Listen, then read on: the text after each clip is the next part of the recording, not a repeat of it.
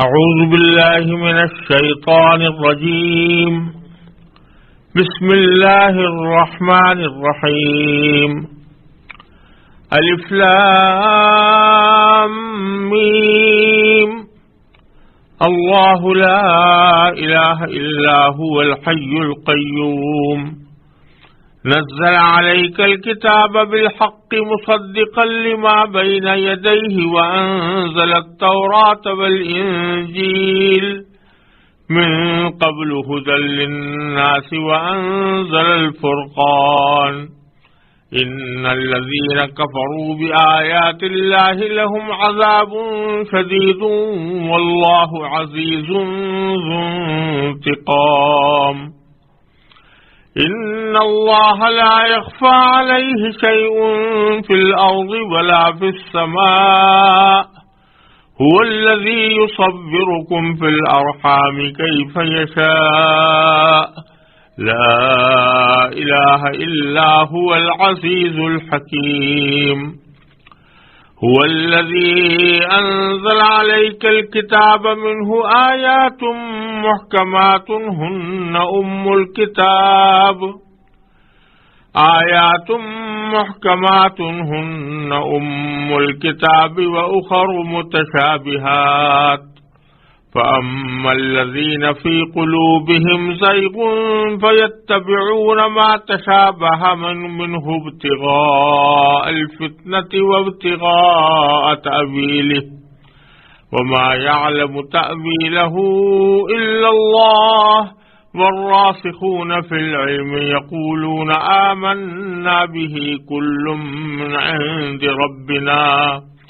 وما يذكر إلا أولو الألباب. ربنا لا تزغ قلوبنا بعد إذ هديتنا وهب لنا من لدنك رحمة إنك أنت الوهاب. ربنا إنك جامع الناس ليوم لا ريب فيه إن الله لا يخلف الميعاد. الف لام میم. اللہ وہ ہے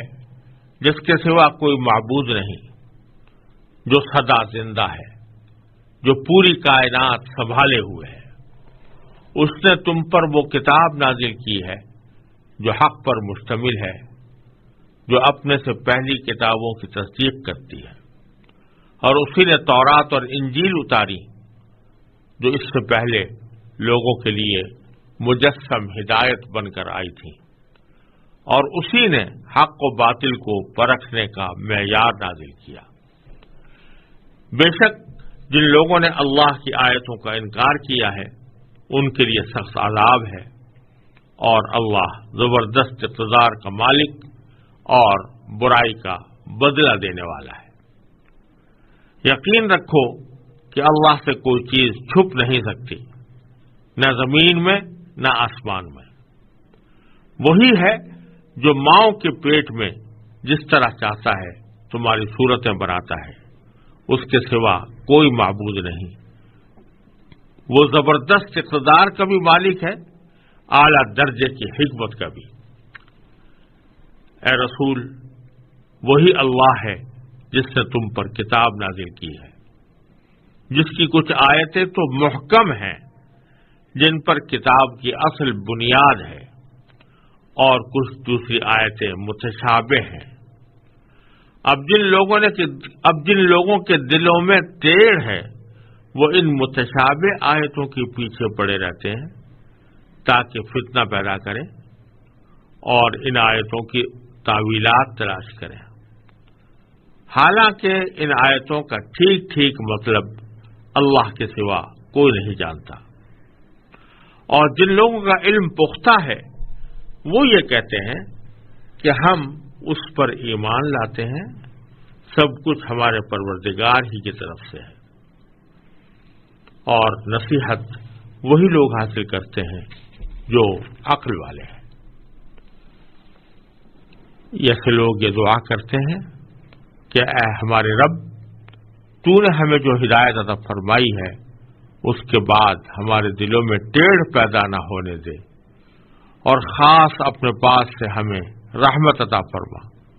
بے شک تیری اور صرف تیری ذات وہ ہے جو بے انتہا بخشش کی خوگر ہے۔ ہمارے پروردگار، تو تمام انسانوں کو ایک ایسے دن جمع کرنے والا ہے جس کے آنے میں کوئی شک نہیں۔ بے شک اللہ اپنے وعدے کی خلاف ورزی نہیں کرتا۔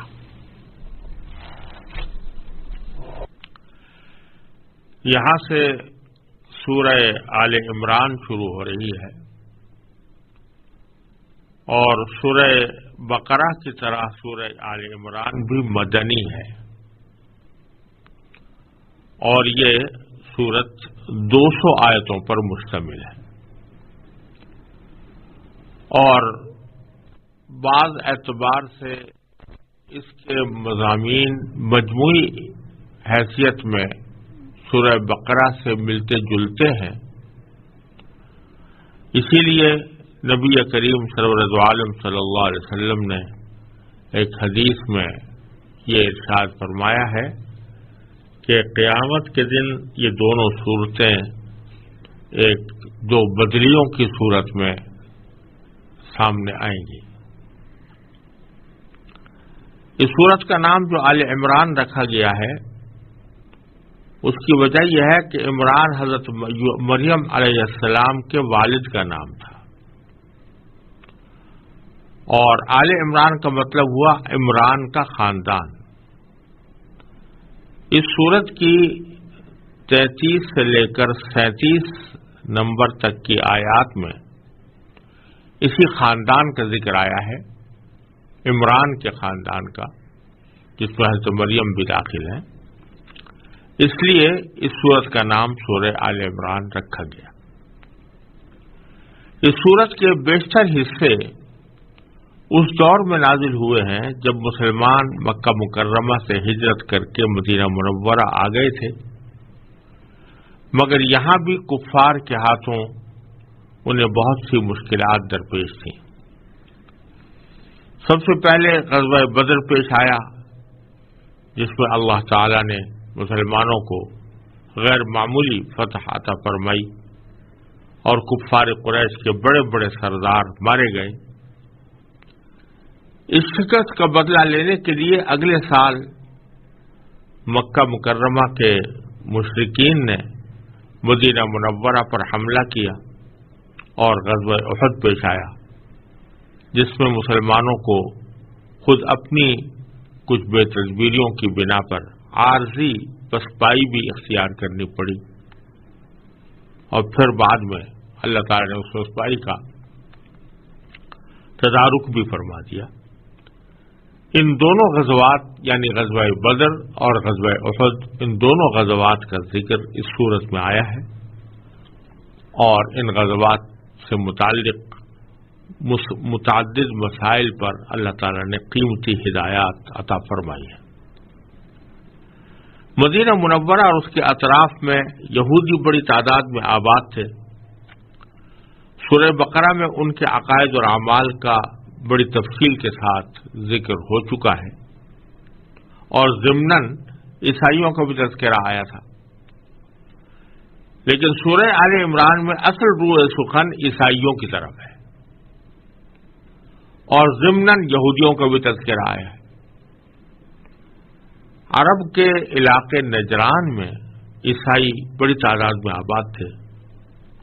ان کا ایک وفد ایک مرتبہ حضور نبی کریم سرورد عالم صلی اللہ علیہ وسلم کے پاس آیا تھا، اور اس نے رسول کریم صلی اللہ علیہ وسلم سے مختلف باتیں کی تھیں۔ حضور اقدس صلی اللہ علیہ وسلم نے ان کو اسلام کی دعوت دی تھی، اور نجران کے اس وفد نے کچھ اپنے عیسائی مذہب کی تائید میں کچھ دلائل پیش کرنے کی کوشش کی تھی، اور بعض قرآن کریم کی آیات پر اشکالات بھی کیے تھے۔ تو سورہ آل عمران کا ابتدائی تقریباً آدھا حصہ انہی کے دلائل کے جواب اور حضرت عیسیٰ علیہ السلام کی صحیح حیثیت بتانے میں صرف ہوا ہے۔ اس کے علاوہ اس صورت میں زکوٰۃ، سود اور جہاد سے متعلق بھی احکام عطا فرمائے گئے ہیں، اور سورت کے آخر میں دعوت دی گئی ہے کہ اس کائنات میں پھیلی ہوئی قدرت خداوندی کی نشانیوں پر انسان کو غور کر کے اللہ تعالی کی وحدانیت پر ایمان لانا چاہیے اور ہر حاجت کے لیے اسی کو پکارنا چاہیے۔ سورہ آل عمران کا یہ پہلا رکوع جس کی میں نے ابھی تلاوت کی ہے اور جس کا ترجمہ بیان کیا ہے، اللہ تبارک و تعالیٰ نے اپنے خاص معجزانہ اسلوب میں نازل فرمایا ہے، اور اس میں ایک طرف تو اللہ تبارک و تعالیٰ کی توحید اور نبی کریم سرور دو عالم صلی اللہ علیہ وسلم کی رسالت کا بیان فرمایا گیا ہے، اور اس طرح بیان فرمایا گیا ہے کہ نجران کے عیسائی جو نبی کریم صلی اللہ علیہ وسلم کی خدمت میں آئے تھے اور جو حضرت عیسیٰ علیہ السلام کو اللہ کا بیٹا یا اللہ مانتے تھے یا خدا مانتے تھے، ان کے دلائل کی ساتھ ساتھ تردید بھی ہوتی چلی گئی ہے۔ اس انداز سے ہوتی چلی گئی ہے کہ جو شبہات وہ پیش کرتے تھے ان کا ساتھ ساتھ جواب دیا جاتا رہا ہے۔ اس نقطہ نظر سے اس رکوع کا مطالعہ کرتے ہیں تو انشاءاللہ یہ دونوں پہلو اچھی طرح واضح ہو سکیں گے۔ سورت کا آغاز تو پہلی آیت الف لام میم سے ہے، اور اس کے بارے میں گفتگو سورہ بقرہ کے شروع میں گزر چکی ہے کہ یہ حروف مقطعات میں سے ہیں، اور اس کا صحیح علم اللہ تبارک و تعالیٰ کے سوا کسی اور کو نہیں ہے۔ اس کے بعد سورت کا جو آغاز کیا گیا ہے وہ اللہ تبارک و تعالیٰ کی توحید کو باشگاف الفاظ میں بیان کر کے کیا گیا ہے کہ اللہ لا الہ الا ہو، اللہ وہ ہے جس کے سوا کوئی معبود نہیں، الحی القیوم جو سدا زندہ ہے، جو پوری کائنات سنبھالے ہوئے ہے۔ اللہ تبارک و تعالیٰ کی توحید کے ثبوت کے طور پر اور اس کی دلیل کے طور پر اللہ تبارک و تعالیٰ نے اپنی یہ دو صفتیں بیان فرمائی ہیں۔ ایک یہ کہ وہ سدا زندہ ہے، کبھی بھی ایسا وقت نہیں گزرا جس میں وہ موجود نہ ہو، اور نہ آئندہ کوئی ایسا وقت آنے والا ہے جس میں اس کے اوپر موت طاری ہو۔ وہ ہمیشہ سے ہے، ہمیشہ رہے گا۔ یہ معنی ہے الحی۔ دوسری صفت بیان فرمائی القیوم، کہ اس نے پوری کائنات سنبھالی ہوئی ہے، ساری کائنات کے نظم اور انتظام اور اس کے معاملات کی دیکھ بھال وہ خالصتاً اللہ تبارک و تعالیٰ کا کام ہے، کوئی اور یہ کام انجام نہیں دے سکتا۔ تو اللہ تعالیٰ کی توحید کا ایک دلیل یہ کہ سدا زندہ رہنے والی ذات اس کے سوا کوئی اور نہیں۔ دوسری دلیل یہ کہ کائنات کو سنبھالنے والی اس کے سوا کوئی اور ذات نہیں۔ اور جیسا میں نے عرض کیا کہ ایک طرف ایجابی انداز میں اللہ تبارک و تعالیٰ نے توحید کی یہ دلیلیں پیش کی ہیں، اور ساتھ ساتھ اس میں عیسائیوں کے عقیدے کی تردید کی طرف بھی اشارہ ہے، اور وہ اس طرح کہ حضرت عیسیٰ علیہ السلام کو وہ خدا مانتے تھے۔ کوئی ان کو عیسائیوں میں سے بعض حضرات ان کو براہ راست خدا کہتے ہیں، اور بعض حضرات خدا کا بیٹا کہتے ہیں، لیکن دونوں صورتوں میں دونوں قسم کے لوگ اس پر متفق ہیں کہ ان کی عبادت کی جائے گی، وہ معبود ہیں، اللہ تعالیٰ کے ساتھ عبادت میں ان کو شریک قرار دیتے ہیں۔ تو ان دو لفظوں کے ذریعے یہ بتلانا مقصود ہے کہ تم حضرت عیسیٰ علیہ السلام کو خدا کہتے ہو یا خدا کا بیٹا کہہ کر ان کی عبادت کرتے ہو، تو خدا تو وہ ہوتا ہے جو ہمیشہ سے زندہ ہو، ہمیشہ زندہ رہے، الحی، خدا تو وہ ہوتا ہے۔ اور عیسیٰ علیہ السلام کے بارے میں آپ خود مانتے ہو کہ ان کو موت طاری ہو گئی تھی، ان کو تمہارے خیال کے مطابق صلیب پر چڑھا کر، سولی پر چڑھا کر ان کو موت کے گھاٹ اتار دیا گیا تھا۔ تو موت تو کسی خدا پر طاری نہیں ہو سکتی۔ اور اگرچہ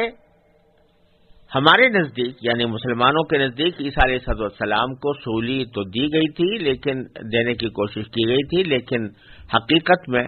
ان کی وفات اس وقت نہیں ہوئی تھی۔ اللہ تعالی نے ان کو آسمان پر اٹھا لیا تھا، لیکن ساتھ ہی قرآن کریم نے یہ بھی کہا ہے کہ ایک وقت آئے گا کہ وہ آسمان سے نیچے آنے کے بعد اور پھر وہ وفات پائیں گے۔ تو ان کے وفات پانے یا ان پر موت طاری ہونے میں کوئی اختلاف نہیں ہے۔ عیسائی بھی مانتے ہیں کہ ان کے اوپر موت طاری ہوئی، اور مسلمان بھی مانتے ہیں کہ ان پر موت طاری ہوگی۔ تو خدا تو وہ نہیں ہو سکتا جس پر موت طاری ہو، خدا تو وہی ہو سکتا ہے کہ جو زندہ ہو، سدا سے زندہ، ہمیشہ سے زندہ ہے، ہمیشہ زندہ رہے گا، کبھی اس کے اوپر موت طاری نہیں ہوگی۔ دوسری صفت اللہ تعالیٰ کی قیوم ہے، اور اس کا ذکر آیت الکرسی کی تفصیل میں گزر چکا ہے۔ اس کے معنی ہے سنبھالنے والا، یعنی نگرانی کرنے والا، دیکھ بھال کرنے والا۔ اور مراد یہ ہے کہ اللہ تبارک و تعالیٰ سارے کائنات کی دیکھ بھال کرنے والے ہیں، سارے کائنات کو سنبھالے ہوئے ہیں۔ اور یہاں سے بھی اس بات کی وضاحت ہوتی ہے کہ خدا تو وہی ہوتا ہے جو دوسروں کو سنبھالے، اور جو اپنے ہی کو نہ سنبھال سکے اور دوسرے اس کو سولی پر چڑھا دیں، وہ تو خدا نہیں ہو سکتا۔ اس لیے اس میں بھی ایک اشارہ ایک طرف اللہ تعالیٰ کی توحید کے ایجابی پہلو کی طرف ہے، اور دوسرا اشارہ اس کے سلبی پہلو کی طرف ہے کہ حضرت عیسیٰ علیہ السلام کو خدا یا خدا کا بیٹا ماننا کس طرح درست ہو سکتا ہے۔ نبی کریم سرورت عالم صلی اللہ علیہ وسلم کو اللہ تبارک و تعالیٰ نے رسول بنا کر بھیجا تھا۔ آپ نے حضرت عیسیٰ علیہ السلام کی صحیح حقیقت واضح فرمائی تھی۔ تو یہ لوگ جو آپ کو نبی ماننے سے انکار کر رہے تھے اور اس سلسلے میں آپ سے گفتگو کرنے آئے تھے، تو وہ ایک طرح سے رسول کریم صلی اللہ علیہ وسلم کے اس دعوے کو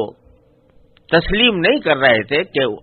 آپ کو اللہ تبارک و تعالی نے پیغمبر بنا کر بھیجا۔ تو ان کی تردید کے لیے اگلی آیت میں اللہ تعالی نے فرمایا نزل علیک الکتاب بالحق، اے نبی، یعنی نبی کریم صلی اللہ علیہ وسلم کو خطاب ہے کہ اے نبی، اللہ تعالی نے تم پر کتاب نازل کی ہے، وہ کتاب نازل کی ہے جو حق پر مشتمل ہے، حق پر مشتمل کتاب تم پر نازل کی ہے، وَمُصَدِّقًا لِمَا بَيْنَ يَدَيْهِ،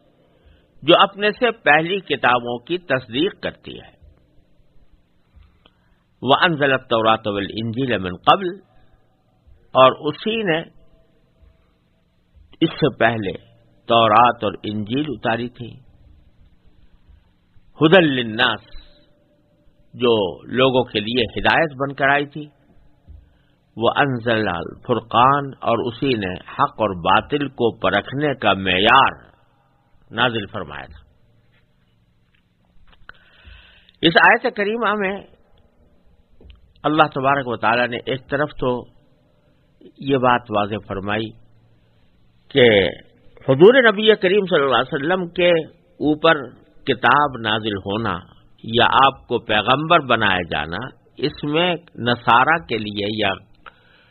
عیسائیوں کے لیے یا کسی بھی شخص کے لیے کوئی اشکال کی بات نہیں ہونی چاہیے، کیونکہ قرآن کا نزول یہ کوئی نئی بات نہیں ہے کہ پہلی بار کوئی آسمانی کتاب نازل کی جا رہی ہو۔ اس سے پہلے بھی اللہ تبارک و تعالی نے کتابیں، آسمانی کتابیں نازل فرمائی ہیں، جن میں سے خاص طور پر نام لیا تورات کا اور انجیل کا، کہ یہ وہ کتابیں ہیں جن کے آسمان سے نازل ہونے کا اعتقاد خود یہودی اور عیسائی بھی کرتے ہیں۔ تو فرمایا جا رہا ہے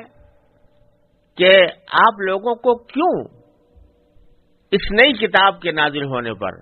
تعجب یا حیرت یا اشکال پیدا ہو رہا ہے، جبکہ آپ خود مانتے ہیں کہ اس سے پہلے تورات اور انجیل نازل ہو چکی ہیں،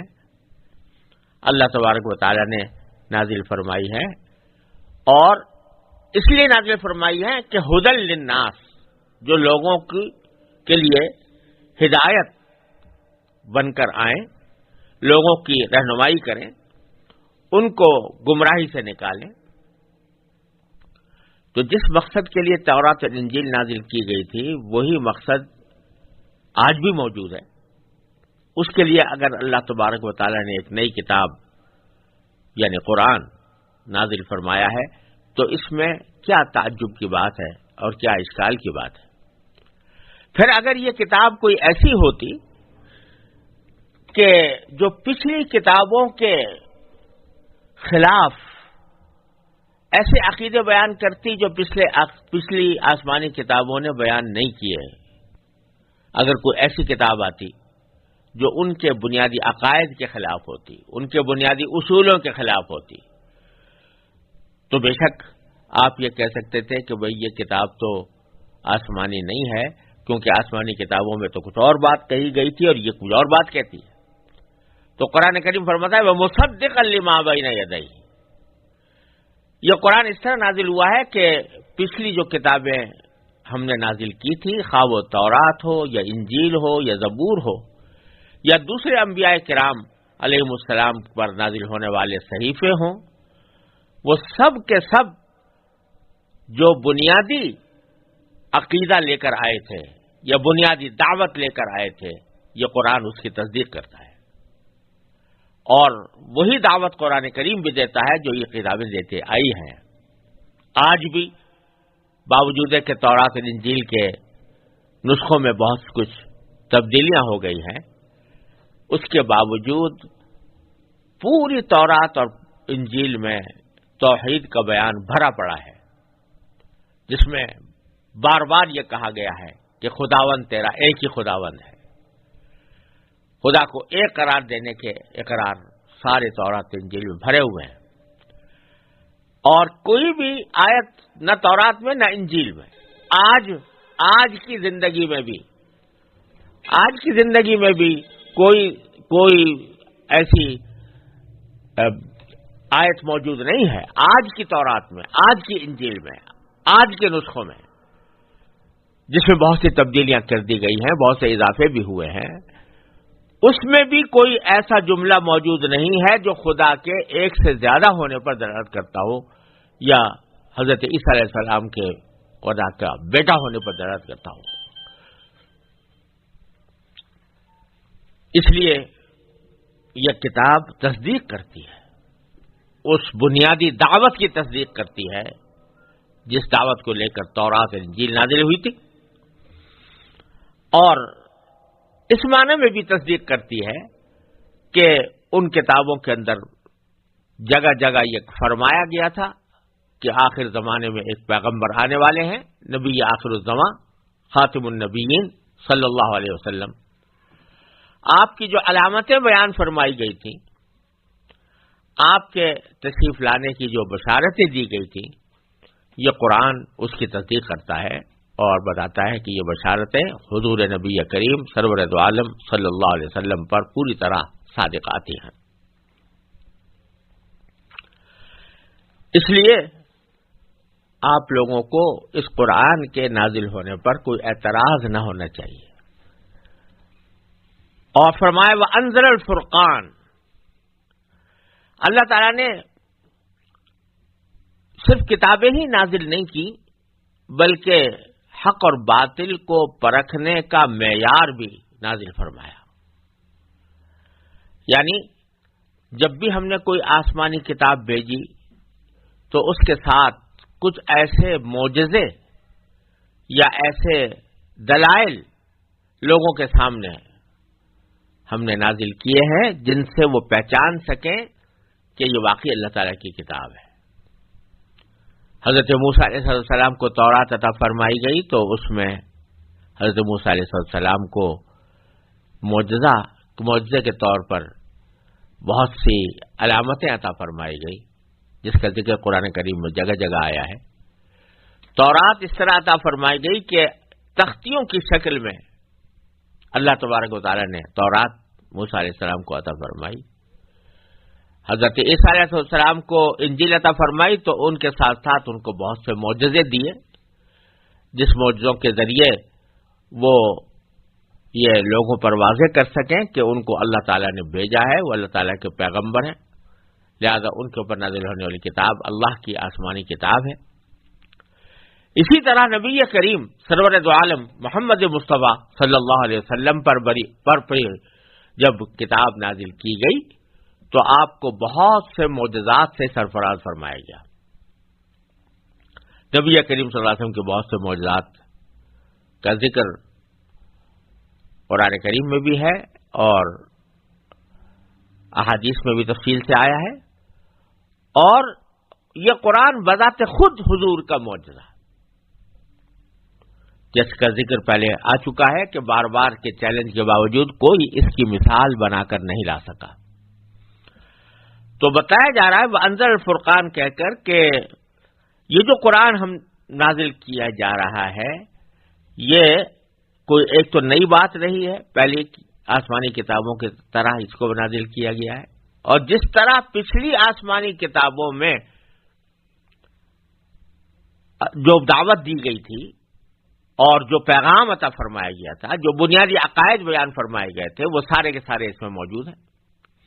تیسری بات یہ کہ ان کتابوں کے آسمانی ہونے کا جو ثبوت اور حق و باطل کو پرکھنے کا جو معیار ان کے ساتھ نازل کیا گیا تھا وہی قرآن کریم کے ساتھ بھی موجود ہے. لہذا اس میں نہ کوئی اچنبے کی بات ہے، نہ کوئی اعتراض کی بات ہے، اور نہ اس کے آسمانی کتاب ہونے میں کوئی شبہ ہونا چاہیے. اور اس کا نتیجہ یہ ہے کہ انسان کا کام یہ ہے کہ وہ اللہ تعالیٰ کی توحید پر اس کی صحیح صورت میں ایمان رکھے. یہ نہیں کہ ایک طرف تو کہہ رہا ہے کہ میں توحید پر ایمان رکھتا ہوں، موحد ہوں اور خدا کو ایک ہی مانتا ہوں، لیکن ساتھ ہی کہتا ہے کہ خدا جو ہے وہ تین چیزوں کا مرکب ہے یا تین چیزوں کا مجموعہ ہے. تو یہ تو توحید خالص نہ ہوئی. توحید تو خالص یہ ہے کہ اللہ لا الہ الا هو الحی القیوم، اور اسی کے ساتھ ساتھ اس کا توحید کے ماننے کا لازمی تقاضا یہ بھی ہے کہ اس کے بھیجے ہوئے پیغمبروں پر، اس کی نازل کی ہوئی کتابوں پر ایمان لایا جائے. تو نزل علیک الکتاب بالحق مصدقا لما بین یدیہ وانزل التوراۃ والانجیل من قبل ھدی للناس وانزل الفرقان. اور اللہ تعالی نے حق اور باطل کو پہچاننے کا معیار بھی نازل فرما دیا. جب یہ بات ثابت ہو گئی کہ توحید برحق ہے، اللہ تعالیٰ کی نازل کی ہوئی کتابیں برحق ہیں، اس کے باوجود، اس کے دلائل واضح ہونے کے باوجود اگر کوئی شخص اللہ کی توحید کا انکار کرے یا اللہ تعالیٰ کی نازل کی ہوئی کتابوں کا انکار کرے تو اس کا انجام خود یہ ہے کہ ان الذین کفروا بآیات اللہ لہم عذاب شدید، کہ بے شک جن لوگوں نے اللہ کی آیتوں کا انکار کیا، لہم عذاب شدید، ان کے لیے سخت عذاب تیار ہے. واللہ عزیز ذو انتقام. ایک طرف تو یہ فرما دیا کہ بھائی جب اتنے واضح دلائل سامنے آنے کے باوجود اگر کوئی آدمی حق کو قبول کرنے سے انکار کرے تو اس کو شدید عذاب ہوگا. یقیناً وہ عذاب کا سزا کا مستحق ہے. جو دلیل واضح ہونے کے باوجود محض اپنی ضد اور ہٹ درمی کی وجہ سے حق کو قبول نہ کرے وہ عذاب کا مستحق ہے. اب سوال پیدا ہوا کہ اگر اللہ تبارک و تعالی کے رسول اور اس کی کتاب اور اس کی توحید کا انکار کرنے سے عذاب لازم ہوتا ہے تو ابھی کیوں نہیں آ جاتا؟ تو اللہ تعالی نے فرمایا کہ واللہ عزیز ذو انتقام. یاد رکھو کہ اللہ تعالی بڑا قدرت والا زبردست اقتدار کا مالک ہے اور برائی کا بدلہ دینے والا ہے. یعنی وہ اگر اس وقت فوری طور سے ان کو عذاب نہیں دے رہا تو اس بنا پر نہیں کہ اسے عذاب دینے کے اوپر قدرت نہیں ہے. وہ بڑے اقتدار کا مالک ہے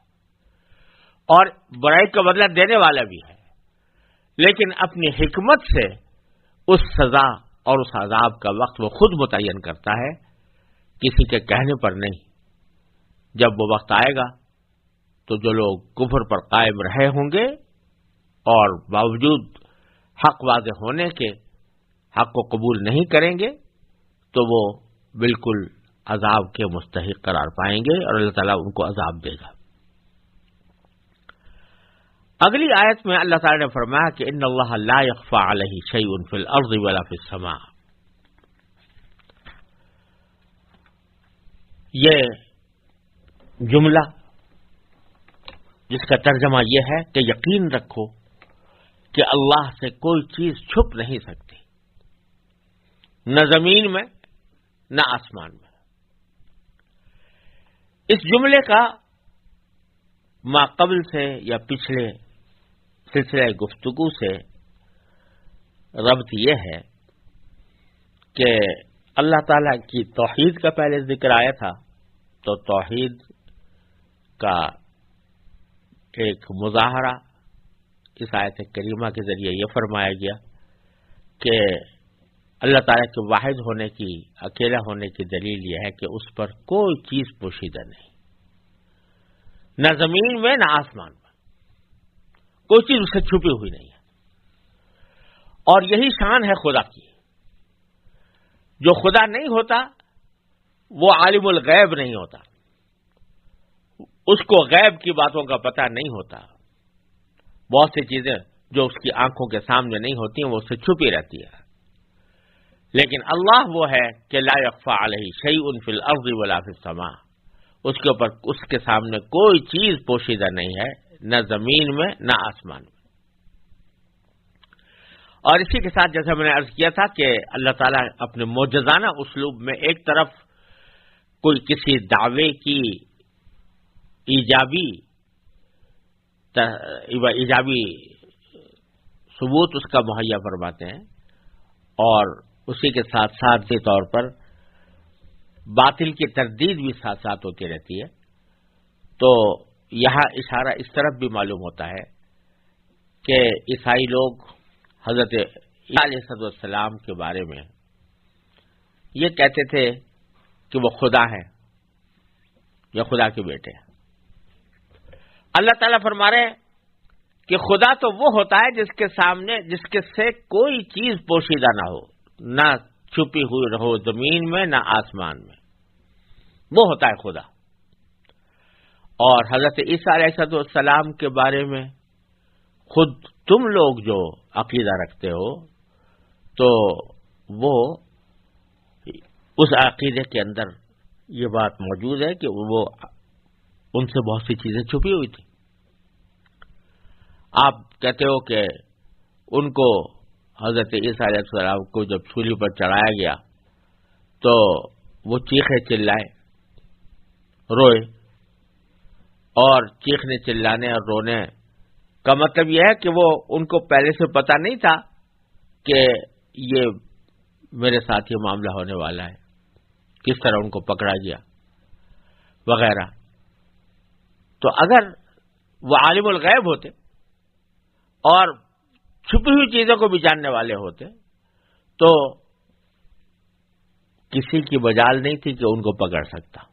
ان کو پہلے سے پتہ لگ جاتا کہ کون مجھے پکڑنے آ رہا ہے, کس وقت آ رہا ہے. تو یہ بات خود تم تسلیم کرتے ہو کہ بہت سی باتیں اس سے پوشیدہ رہیں. خود انجیلوں کے اندر یہ موجود ہے کہ بہت سی باتیں پوشیدہ رہیں, عیسیٰ علیہ السلام سے پوشیدہ رہیں. تو خدا تو وہ نہیں ہو سکتا جس سے کوئی چیزیں پوشیدہ رہتی ہو. خدا وہ ہے کہ لا یخفی علیہ شیء فی الارض ولا فی السماء. اس سے کوئی چیز پوشیدہ نہیں, نہ زمین میں نہ آسمان میں. پھر اللہ تعالیٰ کی توحید کی مزید دلیل اللہ تبارک و تعالیٰ نے آگے یہ بیان فرمائی کہ هو الذی یصورکم فی الارحام کیف یشاء. وہی ہے جو ماؤں کے پیٹ میں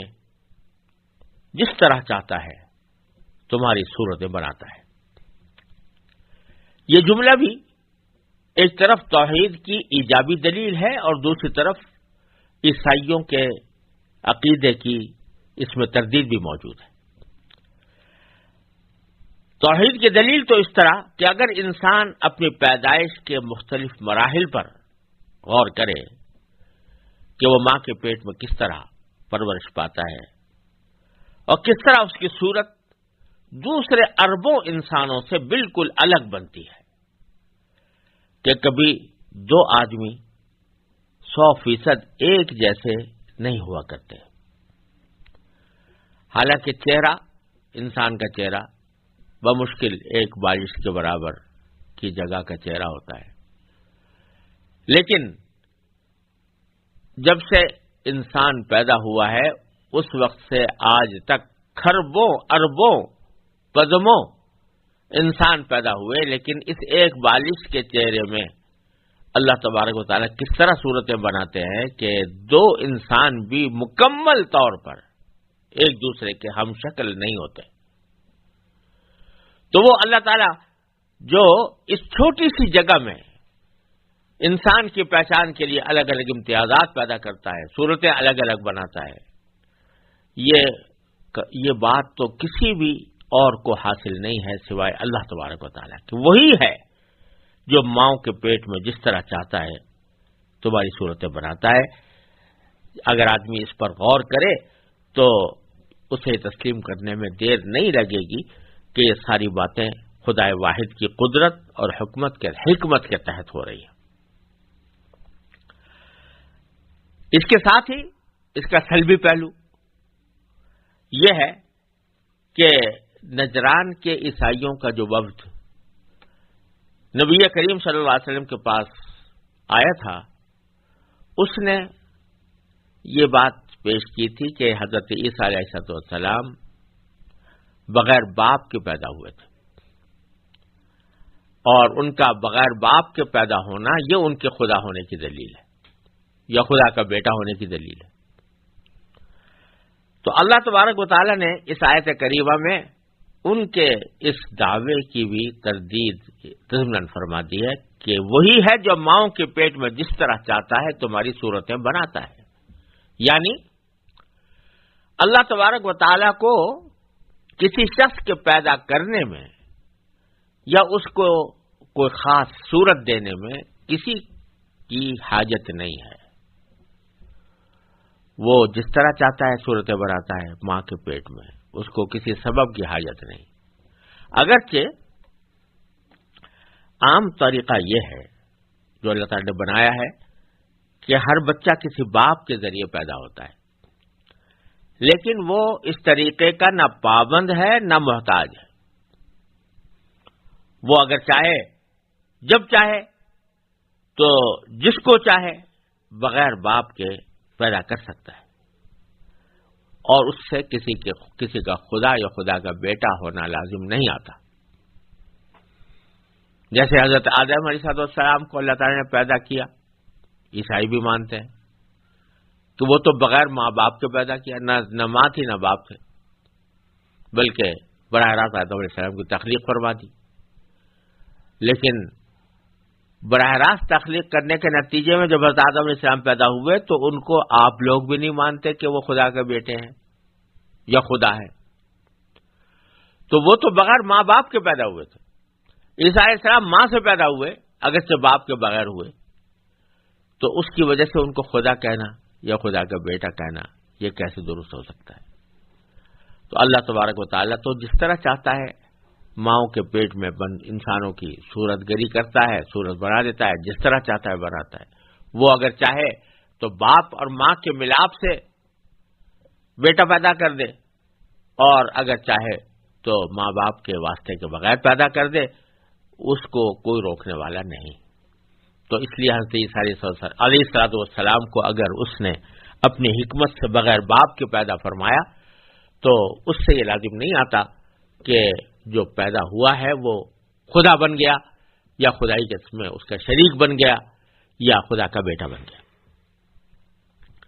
ان سب باتوں کا نتیجے میں کیا ہوا کہ لا الہ الا هو العزیز الحکیم.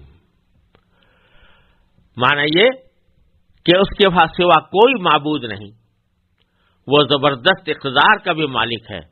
اعلیٰ درجے کی حکمت کا بھی. اللہ تبارک و تعالی نے سارے دلائل بیان کرنے کے بعد اور شبہات کو دور کرنے کے بعد اور دلائل مخالف دلائل کی تردید کرنے کے بعد پھر اس حقیقت کا اظہار فرمایا جو ایک منطقی نتیجہ ہونا چاہیے ان دلائل کے سمجھ لینے کا، اور وہ یہ کہ اللہ کے سوا کوئی معبود نہیں، اور وہ بڑے زبردست اقتدار کا بھی مالک ہے، اعلی درجے کی حکمت کا بھی مالک ہے. اس کے بعد اسی رکوع میں اگلی آیت آ رہی ہے،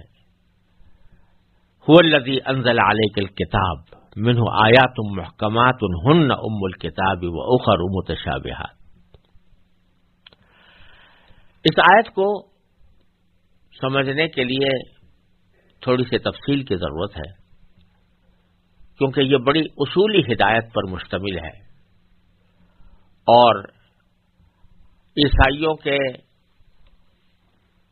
دلائل کی تردید کے ساتھ ساتھ مسلمانوں کو بھی اور ہر اس شخص کو جو قرآن کریم پڑھتا ہو یا پڑھنے کی کوشش کرتا ہو یا اس کو سمجھنے کی کوشش کرتا ہو، بڑی عظیم ہدایت کا سامان اللہ تعالیٰ نے اس آیت کے اندر فراہم فرمایا ہے. اس کو سمجھنے کے لیے پہلے اس حقیقت کا احساس ضروری ہے کہ اس کائنات میں بے شمار چیزیں ایسی ہیں جو انسان کی سمجھ سے بالاتر ہیں. انسان اپنی محدود عقل کے ذریعے یا حواس کے ذریعے وہ کچھ چیزیں تو سمجھ چکا ہے اور سمجھتا رہتا ہے، اس کے علم میں بھی اضافہ ہوتا رہتا ہے، سائنس ترقی کرتی رہتی ہے، اس کے ذریعے بہت ساری چیزیں معلوم ہوتی رہتی ہیں. لیکن یہ بات کوئی شخص نہیں کہہ سکتا کہ دنیا کی اور کائنات کی ہر چیز کا علم اس کو حاصل ہو گیا. بہت سی چیزیں ایسی ہیں جن کا علم حاصل نہیں ہوا، اور بہت سی ایسی ہیں جن کا علم حاصل ہو ہی نہیں سکتا. انسان کی محدود عقل سے وہ ماورا ہیں، وہ سمجھ سے باہر ہیں. مثلا طب اگرچہ بہت ترقی کر چکی ہے، لیکن اس ترقی کے باوجود مانتے ہیں کہ بہت سے پہلو ایسے ہیں کہ جو ابھی تک ہماری سمجھ میں نہیں آئے، اور بعض ایسے ہیں کہ جن کے سمجھ میں آنے کا امکان بھی نہیں ہے. تو بہت سی حقیقتیں انسان اپنی عقل سے معلوم نہیں کر سکتا. اسی طرح اللہ تعالیٰ کا وجود اور اس کی وحدانیت تو بے شک ایسی حقیقت ہے جو ہر انسان اپنی عقل سے معلوم کر سکتا ہے کہ وہ اس کائنات کا کوئی بنانے والا ہے، پیدا کرنے والا ہے، اس نے وہ قدرت والا ہے، حکمت والا ہے. لیکن اس کی ذات اور صفات کی تفصیلات، اس ذات کیسی ہے وہ ذات، اس کی جو صفات ہیں وہ کیسی ہیں۔ مثلا یہ بات تو معلوم ہے کہ وہ سنتا ہے، لیکن سننے کی کیفیت کیا ہوتی ہے، کس طرح سنتا ہے؟ کیا ظاہر ہے کہ اس کے وہ کان تو نہیں تصور میں کرنے چاہیے جیسے انسان کے کان ہوتے ہیں؟ وہ دیکھتا ہے، لیکن کس طرح دیکھتا ہے، اس دیکھنے کی حقیقت کیا ہے؟ یہ انسان کی محدود عقل سے ماورا باتیں ہیں، اور نہ ان کا جاننا انسان کے لیے کوئی ضروری ہے۔ کوئی عملی مسئلہ، زندگی کا کوئی اہم کام اس جاننے پر موقوف نہیں۔ صرف اتنا جان لے آدمی کہ اللہ تعالیٰ سنتا ہے، دیکھتا ہے، بس کافی ہے۔ لیکن کس طرح سنتا ہے، کس طرح دیکھتا ہے، اس تفصیل میں جانے کی انسان کو نہ حاجت ہے، اور نہ یہ اس کے سمجھنے کی بات ہے کہ وہ اس کی ظاہر ہے کہ ہم ایک مخلوق ہے جو اللہ تعالیٰ کی پیدا کی ہوئی ہے، وہ اللہ تبارک و تعالیٰ جو ساری کائنات کو سنبھالے ہوئے ہے، کس طرح سنبھالے ہوئے ہے، کیا اس کی صفات ہیں، اس کی کنہ اور اس کی حقیقت کو انسان سمجھنے سے قاصر ہوتا ہے۔ تو یہاں اللہ تعالیٰ کی ان صفات کا ذکر فرمایا گیا ہے، تو ان سے اللہ تعالیٰ کی قدرت کاملہ اور حکمت بالغہ ظاہر کرنا مقصود ہے۔ لیکن اگر کوئی شخص ان صفات کی حقیقت اور کنہ کی فلسفیانہ کھوج میں پڑ جائے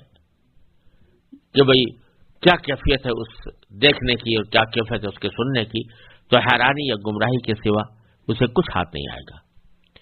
کیونکہ وہ اپنی محدود عقل سے اللہ تعالیٰ کی ان لامحدود صفات کا احاطہ کرنے کی کوشش کر رہا ہے جو اس کے ادراک سے باہر ہے۔ مثلا قرآن کریم نے کئی مقام پر، کئی جگہوں پر یہ فرمایا کہ اللہ تعالیٰ کا ایک عرش ہے، اور یہ کہ اس عرش پر مستوی ہوا۔ مستوی ہونے کا لفظی معنی یہ بیٹھا، یعنی اس عرش پر بیٹھا۔ تو اب آدمی اس کھوج میں پڑے کہ وہ عرش کیسا ہے اور اس کی ضرورت کیا تھی، کتنا بڑا ہے، کیا اس کی کا مادہ کیا کہاں سے بنا ہوا ہے، اور اللہ تعالیٰ اس کے اوپر بیٹھے تو بیٹھے کیسے بیٹھے، مستوی ہونے کا کیا مطلب ہے، کس طرح بیٹھے، بیٹھنے کی کیفیت کیا ہے۔ اگر کوئی آدمی اس کھوج میں پڑ جائے تو یہ وہ سوالات ہیں جن کا جواب انسان کی عقل اور سمجھ سے بالغ تر ہے، کبھی زندگی بھر اس کی حقیقت تک وہ پہنچ نہیں سکتا، اور انسان کی زندگی کا کوئی عملی مسئلہ اس پر موقوف بھی نہیں۔ تو ایسی آیات قرآن کریم کے اندر جو آیات آئی ہیں، اس میں بعض آیتیں ایسی ہیں کہ جن میں اس قسم کے حقائق بیان کیے گئے ہیں جو انسان کی، جن کی کنہ اور حقیقت اور تفصیل انسان کی سمجھ سے باہر ہے۔ دیکھیے مثلا جنت کا ذکر ہے قرآن کریم میں، اور جنت کی نعمتوں کا بھی ذکر ہے، لیکن ساتھ ہی حضور اقدس صلی اللہ علیہ وسلم نے فرمایا کہ وہ ایسی نعمتیں ہوں گی کہ جن کا ذہن پر انسان کے کسی انسان کے ذہن پر اس کا خیال بھی نہیں گزرا، ایسی ہی نعمتیں ہوں گی۔ جب اس کا خیال ہی نہیں گزرا تو اس کو سمجھے کیسے آدمی، اس کی حقیقت کیسے سمجھے؟ تو بس اتنا اجمال تو کافی ہے کہ وہ جنت میں اللہ تعالیٰ کی طرف سے نعمتیں ہوں گی، لیکن ان نعمتوں کی کنہ کیا ہوگی، کیا کیفیت ہوگی، اس کا ادراک انسان کے بس سے باہر ہے۔ تو جن آیات میں اس قسم کے حقائق بیان فرمائے گئے ہیں جن کی کنہ انسان کی ادراک سے ماورا ہے، ان کو متشابہات کہا جاتا ہے۔ اور اسی طرح بعض الفاظ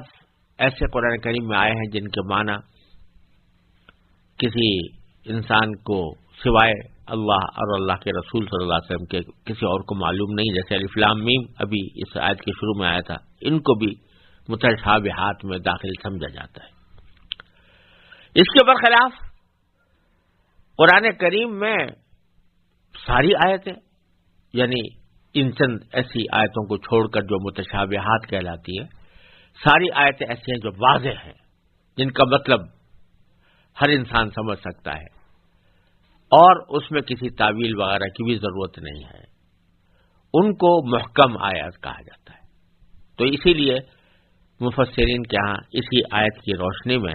کہا گیا ہے کہ آیات کی دو قسمیں ہیں، ایک محکم ایک متشابہ۔ تو اللہ تبارک و تعالی اس آیت کریمہ میں یہ فرما رہے ہیں کہ اللہ تعالی نے جو آیتیں نازل کی ہیں اس میں کچھ محکم بھی ہیں، کچھ متشابہات بھی ہیں، بلکہ یوں کہنا یہ چاہیے کہ اس میں آیات محکمات ہی زیادہ ہے اور متشابہات کم ہے۔ اب انسان کو یہ چاہیے، ایک صحیح بندے کو یہ چاہیے کہ جو قرآن کریم کی محکم آیتیں ہیں ان کی تو پوری پاسداری کرے، ان کو سمجھے، ان پر عمل کرے، ان کے تمام احکام کو دل سے مانے بھی اور اپنے زندگی میں ان کو اپنائے بھی۔ البتہ جو متشابہ آیتیں ہیں، متشابہات ہیں، یعنی جن کی حقیقت اور جن کی کنہ انسان کی سمجھ سے بالا تر ہے، جیسے اللہ تعالیٰ کی صفات کی کنہ کہ وہ عرش پر اللہ تعالیٰ کیسے بیٹھا یا نہیں بیٹھا، استوا کا مطلب بیٹھنے کا ہے، تو کیا استوا کے معنی بیٹھنے کے ہیں یا کوئی اور معنی ہے، یا اگر استوا ہی ہے تو وہ کس قسم کا ہے، جو انسان کی سمجھ سے بالا تر باتیں ہیں ان کے بارے میں ایک صحیح طرز عمل ایک مومن کا یہ ہونا چاہیے کہ جو کچھ اللہ تعالی نے بیان فرمایا برحق، لیکن ہم اس کی پوری طرح سمجھ سے قاصر ہیں، لہذا اس کے معاملے کو اللہ ہی کے حوالے کرتے ہیں، اس کی کھود کریز میں نہیں پڑتے۔ لیکن جو لوگ کہ ٹیڑھ رکھتے ہیں ان کا حال یہ ہے کہ محکمات کی فکر نہیں کرتے اور متشابہات کی کھوج کریز میں پڑے رہتے ہیں۔ اسی قسم کا ایک رویہ عیسائیوں نے، نجران کے عیسائیوں نے بھی ظاہر کیا تھا، جن کا ذکر میں پہلے کر چکا ہوں اور جن کے بارے میں یہ سورہ آل عمران کا ابتدائی حصہ نازل ہوا ہے۔ ان لوگوں نے ایک طرف تو جب نبی کریم سرور عالم صلی اللہ علیہ وسلم نے توحید کے دلائل پیش فرمائے اور یہ بات واضح فرمائی کہ بھئی عیسیٰ علیہ السلام اللہ تعالیٰ کے بہت مقدس پیغمبر تھے، لیکن ان کو خدا ماننا یا خدا کا بیٹا ماننا کسی طرح بھی درست نہیں ہو سکتا، کوئی بھی عقلی نقلی دلیل اس کے اوپر پیش نہیں کی جا سکتی۔ تو آخر میں انہوں نے یہ کہا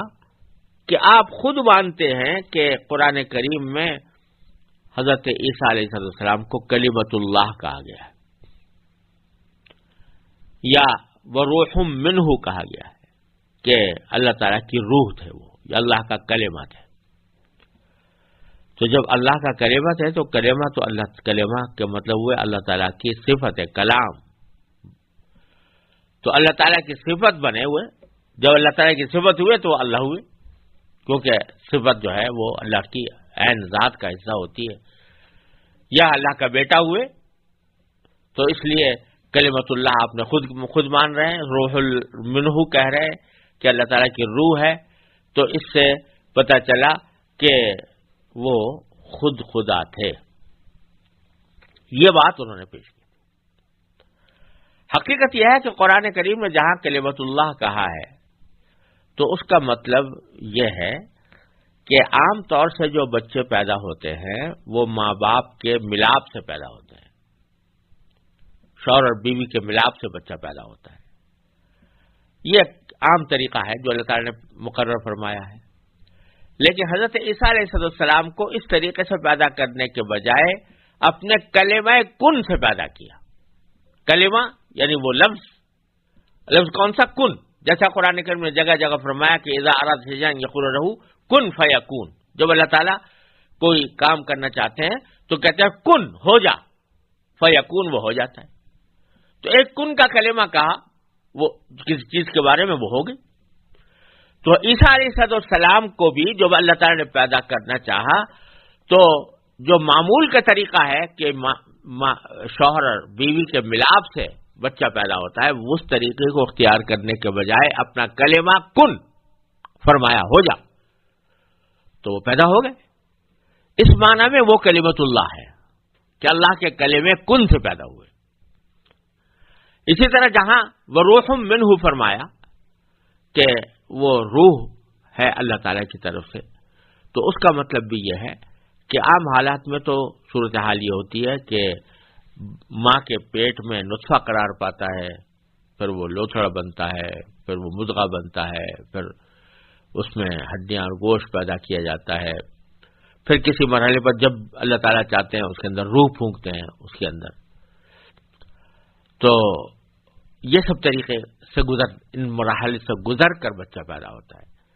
لیکن اللہ تعالیٰ نے روح اپنی خود براہ راست حضرت مریم کے اندر ڈال دی، تو اس لیے اس کو روح منہ فرمایا گیا. حقیقت تو یہ تھی، لیکن عیسائی حضرات نے جو خاص طور پر جو نبی کریم صلی اللہ علیہ وسلم کی خدمت میں حاضر ہوئے تھے، انہوں نے یہ کہا کہ آپ خود کلمت اللہ مانتے ہیں اور روح اللہ مانتے ہیں، تو اس کا تقاضا یہ ہے کہ اللہ تعالیٰ ہی کے بیٹے بنے وہ، یا اللہ تعالیٰ ہی بنے. تو اللہ تعالیٰ نے یہاں پر اس آیت میں بہت ہی اصولی طور پر ایک بات بیان فرمائی، اور وہ یہ کہ دیکھو بھائی، قرآن کریم کی دو قسم کی آیتیں ہیں، ایک محکمات ہیں، ایک متشابہات ہیں، جیسا کہ ابھی تفصیل عرض کی گئی. آدمی کے لیے اپنے عقیدے اور عمل کو درست کرنے کے لیے انسان کو چاہیے کہ وہ محکمات کی پیروی کرے، محکمات کو سمجھے اور اسی کی کو اپنے ذہن میں رکھے، کیونکہ ہن ام الکتاب، وہ کتاب کی اصل کی اصل بنیاد ہے. اس لیے محکمات کو سامنے رکھے، متشابہات کا معاملہ اللہ کے حوالے کرے کہ اس کی حقیقت اللہ تعالیٰ بہتر جانتے ہیں. لیکن اگر حضرت عیسیٰ علیہ السلام کی بات کو لے لو تو قرآن کریم کے آیات محکمات میں جگہ جگہ اللہ تعالیٰ نے یہ فرمایا ہے کہ وہ خدا کے بیٹے نہیں ہو سکتا، خدا کا کوئی بیٹا نہیں ہو سکتا. عیسیٰ علیہ السلام کے بارے میں جگہ جگہ یہ فرمایا کہ وہ اللہ تعالیٰ کے سچے پیغمبر تھے، اللہ تعالیٰ نے ان کو بشارت دے کر بھیجا تھا، اللہ تعالیٰ کے مقدس پیغمبر تھے، لیکن ان کی خدائی کا کی جگہ جگہ نفی کی گئی ہے، خدا کا بیٹا ہونے کی واضح الفاظ میں نفی کی گئی ہے، دو ٹوک الفاظ میں نفی کی گئی ہے. اب ان ساری آیتوں کو تو چھوڑ دے آدمی اور کلمت اللہ اور روح اللہ کے لفظ کو پکڑ کر بیٹھ جائے کہ ان کو کلمہ کہا گیا، روح کہا گیا، تو یہ تو ٹیڑھ کی علامت ہے. آدمی کو چاہیے کہ محکمات کی پیروی کرے، متشابہات کو اللہ تعالیٰ کے حوالے کرے. یہ ترجمہ پھر دیکھ لے، فرمایا کہ هو الذی انزل علیک الکتاب، وہی اللہ ہے جس نے تم پر کتاب نازل کی ہے، منہ آیات محکمات، جس کی کچھ آیتیں تو محکم ہیں، ہن ام الکتاب، جو یا جن پر کتاب کی اصل بنیاد ہے، کتاب کا اصل پیغام لوگوں کے لیے اسی میں ہے. اور وَأُخَرُ متشابہات، اور کچھ دوسری آیتیں متشابہ ہیں. اور فَأَمَّا الَّذِينَ فِي قُلُوبِهِمْ زَيْغٌ، تو اب جن لوگوں کے دلوں میں ٹیڑھ ہے، فَيَتَّبِعُونَ مَا تَشَابَهَ مِنْهُ، وہ ان متشابہ آیتوں کے پیچھے پڑے رہتے ہیں، ابتغاء الفتنہ، تاکہ فتنہ پیدا کریں، وابتغاء تأویلہ، اور ان آیتوں کی تعویلات تلاش کریں، وما یعلم تأویلہ الا اللہ، حالانکہ ان آیتوں کا ٹھیک ٹھیک مطلب اللہ کے سوا کوئی نہیں جانتا. والراسخون فی العلم، اور جن لوگوں کا علم پختہ ہے، یقولون، وہ یہ کہتے ہیں کہ آمنا بھی، ہم اس مطلب پر ایمان لاتے ہیں جو اللہ کو معلوم ہے. کل من عند ربنا، سب کچھ ہمارے پروردگار ہی کی طرف سے ہے. اور وما یذکر الا اولو الالباب، اور نصیحت وہی لوگ حاصل کرتے ہیں جو عقل والے ہیں. ان آیات کے ذریعے ایک طرف تو اللہ تبارک و تعالی نے عیسائیوں کے اس استدلال کی تردید کر دی جس میں وہ کلمت اللہ اور روح اللہ کے الفاظ سے حضرت عیسیٰ علیہ السلام کی خدائی یا خدا کا بیٹا ہونے کی دلیل پیش کرتے تھے، اور دوسری طرف ساری کائنات کو، ساری دنیا کو، ساری دنیا کے انسانوں کو، خاص طور پر مسلمانوں کو یہ سبق بھی سکھا دیا کہ آدمی کو اپنے کام سے کام رکھنا چاہیے، جس چیز سے انسان کی عملی زندگی متعلق ہے اس سے اس کے تفصیلات میں جانا چاہیے، اس کو حاصل کرنا چاہیے، اور جو چیزیں انسان کی سمجھ سے ماورا ہیں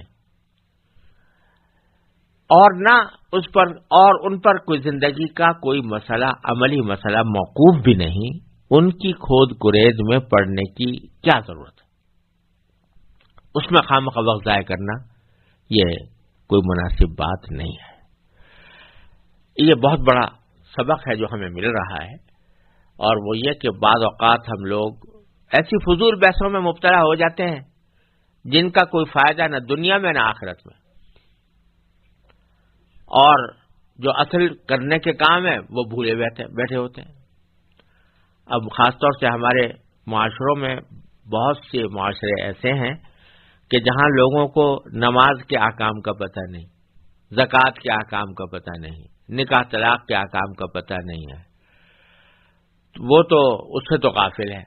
لہذا نمازیں بعض اوقات نہیں ہو رہی یا غلط ہو رہی ہے، یا زکوٰۃ جیسے دینی چاہیے اس طرح نہیں دی جا رہی، شوہر بیوی کے حقوق جس طرح ادا ہونے چاہیے اس طرح ادا نہیں کیے جا رہے، یا آپس میں پڑوسیوں کے ساتھ معاملہ جیسا ہونا چاہیے، ماں باپ کے ساتھ جیسا ہونا چاہیے اس طرح نہیں ہو رہا۔ اس معاملے میں تو ناواقفیت ہے، جہالت ہے، اور ایسے بحثوں میں پڑے ہوئے ہیں جن کا کوئی تعلق نہیں،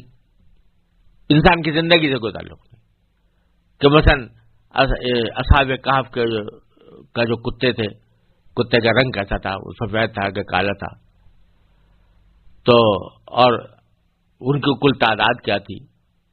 خود قرآن کریم کہتا ہے سیقولون ثلاثۃ رابعہم کلبہم ویقولون خمسۃ سادسہم کلبہم، کوئی کہہ رہا ہے کہ 3 تھے اور چوتھا کتا تھا، کوئی 5 تھے اور چھٹا کتا تھا۔ تو اللہ تعالیٰ نے آگے پھر فرمایا کہ اس بحث میں پڑھنے کی ضرورت نہیں، کسی سے پوچھنے کی ضرورت نہیں۔ کیوں؟ اس لیے کہ اس سے تمہارے کیا مسئلہ متعلق ہے، تمہارا کیا فائدہ تمہیں اگر پتہ چل جائے کہ صاحب کہف کل کتنے تھے، ان کا کتا جو ہے کالا تھا یا سفید تھا، کیا نتیجہ نکلا، کیا فائدہ ہوا؟ اسی طرح لوگ بعض اوقات پچھلے جو دنیا سے جا چکے ان کے بارے میں اس کھوج کو پڑے رہتے ہیں کہ وہ جنتی ہیں کہ جہنمی ہیں۔ ارے بھائی تم کون ہو اس کی جنتی جہنم ہونے کا فیصلہ کرنے والے؟ اس کا جو کچھ معاملہ ہے اللہ تعالیٰ کے حوالے ہے۔ اس کو یہ کہنا کہ وہ اس کی بخشش ہوگی کہ نہیں ہوگی، بھائی بخشش کرنے والا بخشش کرنا چاہے گا کر دے گا، بخشش نہیں کرنا چاہے گا نہیں کرے گا۔ تم اپنی فکر کرو تمہاری بخشش ہوگی کہ نہیں ہوگی، اور تم جو عملی زندگی کے مسائل ہیں ان کے اندر اس میں متعلق ہو جاؤ۔ تو بہت سے لوگ جو عملی زندگی کے مسائل ہیں ان سے غافل رہ کر وہ اس قسم کی فضول بحثوں میں پڑے رہتے ہیں، تو اللہ تعالی نے فرمایا کہ یہ دلوں کے ٹیڑھ کی علامت ہے، یا انسان کے اگر انسان کے اندر عقل صحیح ہو اور سمجھ صحیح ہو اور سیدھے راستے کی ہو تو کبھی اس قسم کے غلط حرکت میں مبتلا نہیں ہوگا۔ چنانچہ فرمایا کہ جو علم رکھنے والے ہیں، علم میں پختگی رکھنے والے ہیں، راسخون فی العلم ہے، وہ تو اس قسم کی آیات کے بارے میں کہتے ہیں بھئی ہم ایمان لے آئے، آمنا بھی، ایمان لاتے ہیں۔ یہ جو قرآن نے کہا کہ رحمان عرش پر مستوی ہوا، اس پر ایمان لاتے ہیں، لیکن اس کی کنہ کیا ہے، اس کی حقیقت کیا ہے، کس طرح مستوی ہوا، یہ ہم اللہ پر چھوڑتے ہیں۔ کل من عند ربنا وما یذکر الا اولو الالباب۔ پھر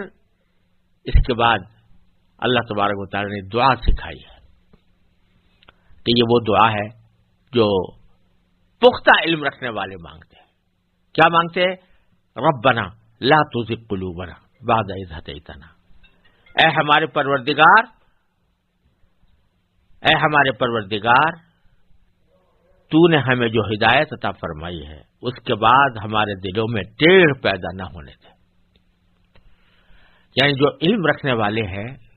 پختہ علم رکھنے والے ہیں، وہ بھی اس بات سے سہمے رہتے ہیں کہ کہیں کسی وقت ہماری عقل الٹی نہ ہو جائے، مت الٹی نہ ہو جائے اور ہمارے دلوں میں ٹیڑھ پیدا نہ ہو جائے، کیونکہ یہ واقعات پیش آتے رہتے ہیں کہ آدمی اچھا خاصا ہے، ٹھیک ٹھاک چل رہا ہے، ٹھیک ٹھاک زندگی گزار رہا ہے، اللہ بچائے اچانک اس کی عقل ٹیڑھی ہوتی ہے اور وہ غلط کاموں میں پڑ جاتا ہے۔ تو یہ دعا بھی سکھا دی اللہ تعالیٰ نے کہ یہ جو اہل علم ہے، راسخین فی العلم ہیں، جن کے علم پختہ ہے، وہ یہ پروردگار سے دعا مانگتے ہیں، ربنا لا تزغ قلوبنا بعد اذ ہدیتنا وہب لنا من لدنک رحمہ، اور اے پروردگار ہمیں خاص اپنی پاس سے ہمیں رحمت عطا فرما، انک انت الوہاب، بے شک تیری اور صرف تیری ذات وہ ہے جو بے انتہا بخشش کی خوگر ہے، لہذا یہ دعا مانگتے رہو۔ یعنی جو لوگ الحمدللہ سیدھے راستے پر ہے، ان کی عقل بھی صحیح ہے، ان کا عمل بھی درست ہے، ان کو بھی یہ چاہیے کہ اللہ تبارک و تعالی سے پناہ مانگتے رہے کہ کسی وقت گمراہی میں مبتلا نہ ہو جائے، کسی وقت ہمارے دلوں میں ٹیڑھ نہ پیدا ہو جائے، اور بجائے اپنے علم پر گھمنڈ رکھنے کے، بجائے اپنے علم پر تکبر کرنے کے کہ ہمیں یہ علم حاصل ہے، ہمارا علم پختہ ہے، اس کے بجائے یہ سمجھنا چاہیے کہ جو کچھ علم ہے وہ اللہ جل جلالہ کی عطا ہے، اور اگر اللہ تعالیٰ کی توفیق شامل حال نہ ہو تو اچھے اچھے عقل والے بھی ٹیڑھی راستے پر، ٹیڑھی عقل کے مظاہرے کرنا شروع کر دیتے ہیں، ٹیڑھے راستے پر پڑ جاتے ہیں۔ لہذا اللہ تعالیٰ سے ہر وقت مانگتے رہنا چاہیے کہ ہمیں اس ٹیڑھ سے بچائے۔ ربنا لا تزغ قلوبنا بعد اذ ہدیتنا وہب لنا من لدنک رحمہ انک انت الوہاب۔ ربنا انک جامع الناس لیوم لا ریب فیہ، اے ہمارے پروردگار تو تمام انسانوں کو کیسے دن جمع کرنے والا ہے جس کے آنے میں کوئی شک نہیں۔ ان اللہ لا یخلف المیعاد، بے شک اللہ اپنے وعدے کی خلاف ورزی نہیں کرتا۔ یہاں پچھلے آیات میں توحید اور رسالت کا ذکر تو آ ہی گیا تھا، اس رکوع کے آخر میں، اس آخری آیت میں اللہ تعالیٰ نے آخرت کا بھی ذکر کر دیا اور اس پیرائے میں کر دیا کہ جو پختہ علم رکھنے والے لوگ ہیں وہ یہ دعا کرتے ہیں کہ ایک دن ایسا آنے والا ہے جس میں آپ سب لوگوں کو جمع کریں گے اور اس کے آنے میں کوئی شک نہیں ہے، اور اللہ تعالیٰ اپنے وعدے کی خلاف ورزی نہیں کرتا، لہذا اے اللہ ہمیں اس دن کے لیے تیاری کی توفیق عطا فرمائیے۔